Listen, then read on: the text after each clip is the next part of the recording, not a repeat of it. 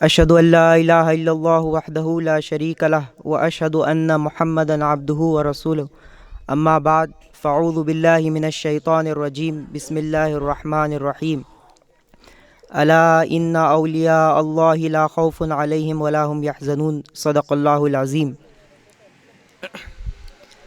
حضرات، آج کا یہ جلسہ جو منایا جا رہا ہے وہ پیران پیر غوث العظم دستگیر حضرت عبد القادر جیلانی رحمۃ اللہ علیہ آپ کی یاد میں یہ اس بابرکت محفل کا انعقاد عمل میں آیا ہے۔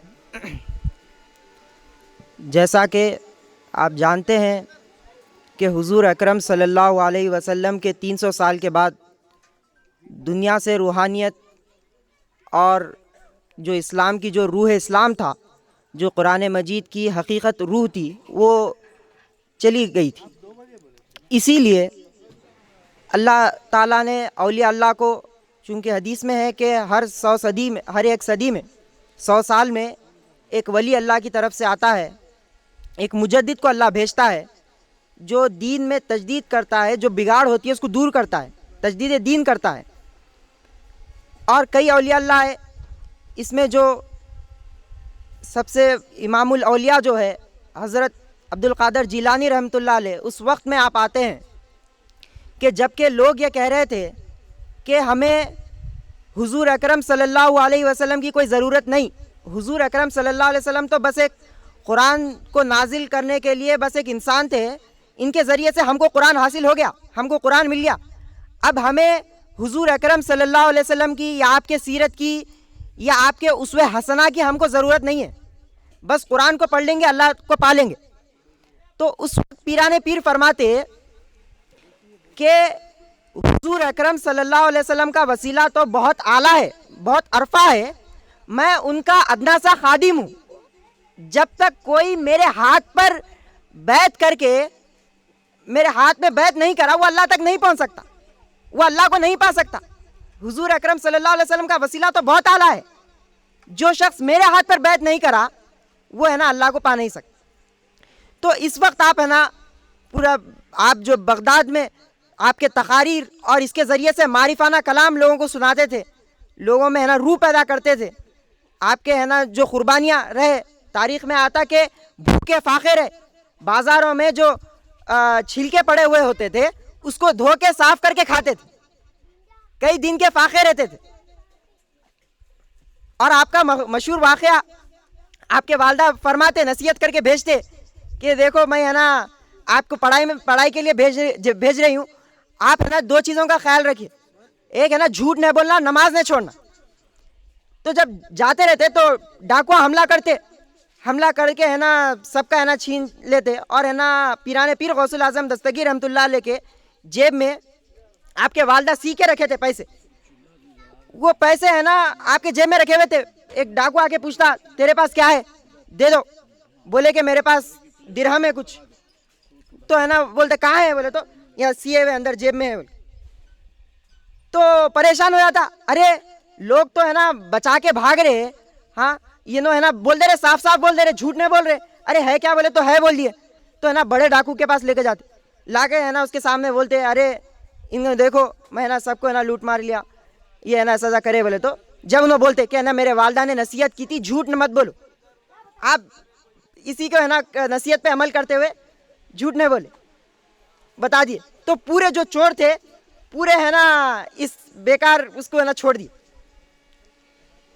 حضور اکرم صلی اللہ علیہ وسلم کی خدمت کرے پیران پیر غوث العظم دستگیر رحمۃ اللہ، جتنے اولیاء اللہ ہے، یہ فیض عوج کا زمانہ گزرا، پورے اولیاء اللہ ہے نا حضور اکرم صلی اللہ علیہ وسلم، اور حضور اکرم صلی اللہ علیہ وسلم پیران پیر کیا فرمائے کہ جب حضور اکرم صلی اللہ علیہ وسلم براق پہ چڑھ رہے تھے تو میں نے آپ صلی اللہ علیہ وسلم کے قدم مبارک کو کندھا دیا، اور جس کا کندھا، جس کے پاؤں مجھ پہ، جس کے نیچے، جس کے سروں پہ میرا پاؤں نہیں، خنزیر کا پاؤں ان کے وہ ہے بولے، ان کے سروں پر ہے بولے قدم۔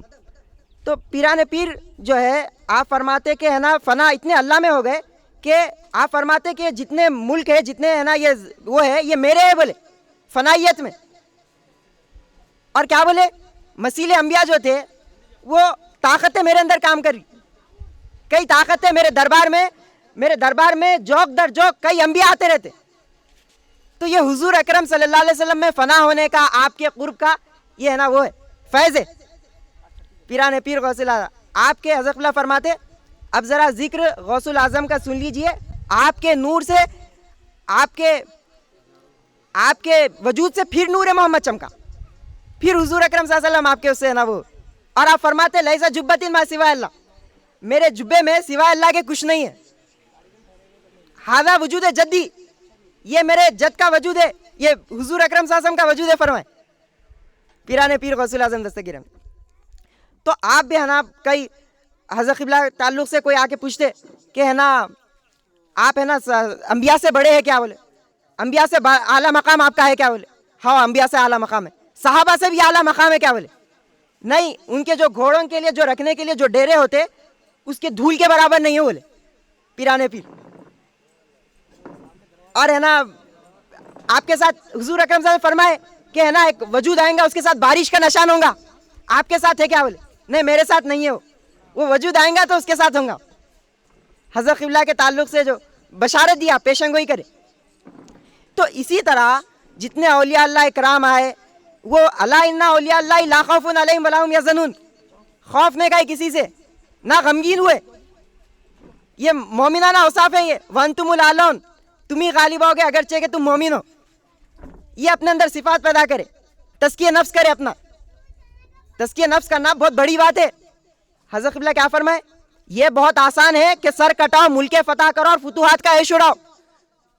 جنگ کے میدان میں تو بچے بھی حضور اکرم صلی اللہ علیہ وسلم کو مل جا رہے تھے، اور اکثر کو سامان پرانے رہنے کی وجہ سے واپس کرنا پڑا. مشکل وقت تو اس وقت تھا جب آپ مکے میں تھے، ظاہرہ طور پر کوئی مقابلہ کرنے کے لیے نظر نہیں آتا تھا. اس وقت اپنے کل کاروبار کا بدلہ اپنا جہاد کبیر تھا. حضرت قبلہ فرمائے واقعی جس نے بدر کا میدان فتح کیا ہو وہ ایران، خراسان، وہ ترکستان کی کیا پرواہ کرے گا؟ جس نے پانی پت کی لڑائی مان لی اور دوسرے لڑائیوں کی کیا پرواہ کرے گا؟ یعنی جس نے اپنا نفس امارہ مارا اس نے سب کچھ مارا، یہ جہاد کبیر ہے. جس نے اپنا نفس امارہ مارا اس نے سب کچھ مارا، یہ جہاد کبیر ہے. یہی راز صحابہ واقف تھے. صحابہ نے جب اس پر غلبہ حاصل کیا تو زمینی بادشاہت بھی آتا ہی، کیونکہ پہلے عقل دیتا ہے تو اللہ بعد جوانی دیتا ہے. پہلے عقل آتی بعد میں جوانی آتی، پہلے جوانی آ کے بعد میں عقل نہیں آتی.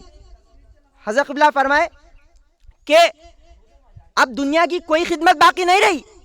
اولیاء اللہ یہی چیز سے تو واقف تھے. گھر بار، بیوی بچے، کاروبار، تجارت میں لگ جا سکتے تھے، لیکن معلوم تھا حضرت قبلہ فرمایا اب دنیا کی کوئی خدمت باقی نہیں رہی، صرف حضور اکرم صلی اللہ علیہ وسلم کی خدمت کر لو اور کامیاب اور فائز المرام ہو جاؤ. حضور اکرم صلی اللہ علیہ وسلم کی خدمت باقی ہے. یہ حضور اکرم صلی اللہ علیہ وسلم کی خدمت کرنے سے انسان ہے نا دین و دنیا کی دولت، دین و دنیا دونوں کی دولت مل جاتی، اس کو سارے جہاں کی دولت مل جاتی. صحابہ جب یہ چیز کو سمجھے تو غازی بھی تھے، شہید بھی تھے، زمین و آسمان کے وارث بھی تھے. یہ جب چیز کو سمجھے، جب راز کو سمجھے تو یہ راز خداوندی ہے. اللہ مومن بندوں کو، متقی پرہیزگار بندوں کو عطا کرتا ہے. یہ روحانی باتیں ہیں. تو اسی طرح ہے نا ابھی اور کئی مقررین آپ کے سامنے ہے نا تقریر کریں گے. میں بس اتنی بات کہتے ہوئے اپنی بات کو ختم کرتا ہوں. وآخر دعوانا ان الحمد للہ رب العالمین. السلام علیکم ورحمۃ اللہ وبرکاتہ.